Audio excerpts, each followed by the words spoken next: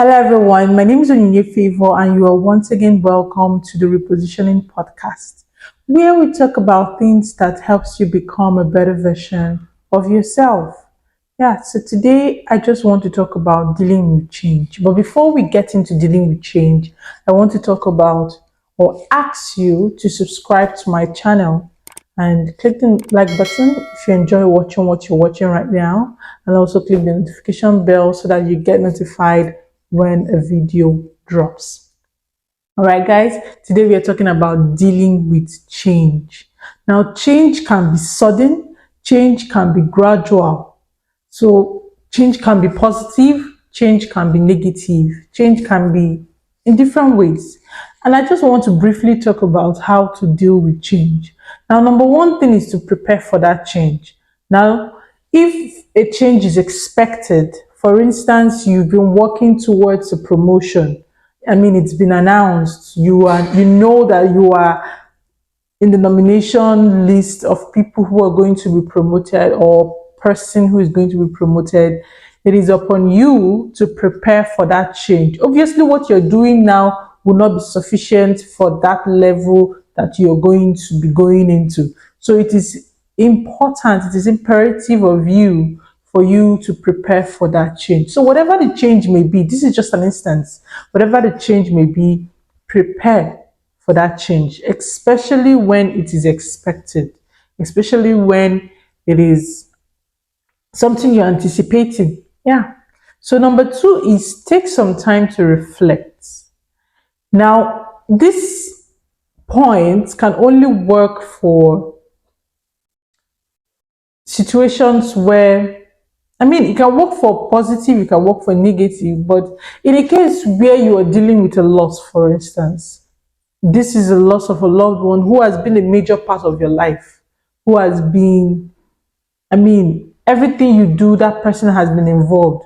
And suddenly this person passes on, and then you have to learn how to do things without that person's input, without that person being there, and all of that.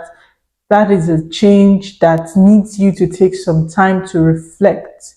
You can pen down your thoughts, the things that are going on in your head.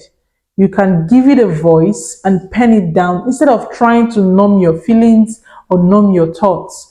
It is important that you let those thoughts go. Give that thought a voice by putting it down on paper or journal, whatever it may be, whatever you decide that you want to use a computer or whatever, put that thought on paper. For some other way you can take some time to reflect is through painting, through weaving a quilt or a tablecloth or something.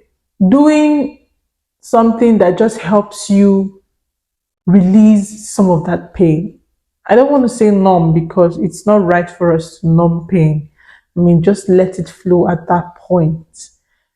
You can even take on scrapbooks and doing things that kids would usually do, but this time around, a more therapeutic way of making sure that you release that pain. You can even decide to talk to someone, see a therapist, whatever it is you need to do. Take some time to reflect. Number three will be take or try to maintain a routine. Now, that routine that has been a part of your life all this while, try to maintain a bit of normalcy.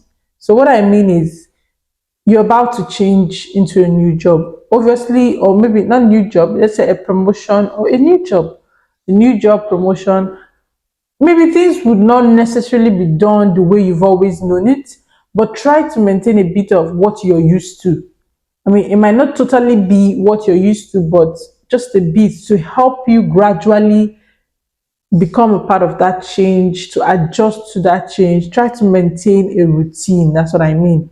A bit of what you would normally do, a bit of normalcy, a bit of routine, a bit of what you're used to. Try to maintain that so that it's not difficult for you to make and adjust to that change. Because once a change comes, drastically or suddenly getting into that can mess up your senses, can mess up your health, your mental health, whatever it may be. But gradually, adjusting to that change. And then finally, count your blessings.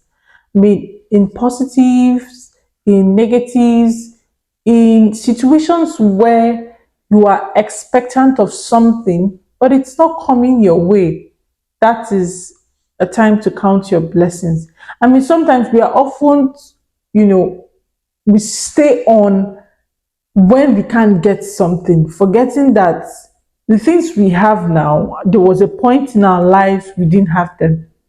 There was a point in our life we were crying and asking God for help to get those things. But now that we have them, they look normal. They look like an everyday thing. They look like every other person should be enjoying this. No.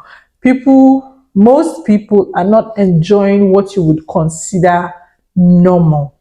So count your blessings. If you need to have a journal, an appreciation journal, a gratitude journal, count your blessings. It will help you deal with change. It will help you adjust to change. And if especially that change you're adjusting to is a change of not getting what you want. So yeah, that's it. So a little recap. Number one, I talked about making sure that you prepare for that change. Prepare for that change. And number two, I talked about taking time to reflect. And three, try to maintain a bit of normalcy, a bit of routine so that you're not drastically switching over to that change that is coming your way. And finally, count your blessings. It is important that you count your blessings. Guys, that's the end of this video. Don't forget to subscribe. Leave a comment for me if what I talked about here is not how you deal with change. If you have any other tips of how you deal with change, you can leave it in the comment section. All right, thank you guys for watching. Bye. Don't forget to subscribe, click the notification bell so that you get a notification when a video drops.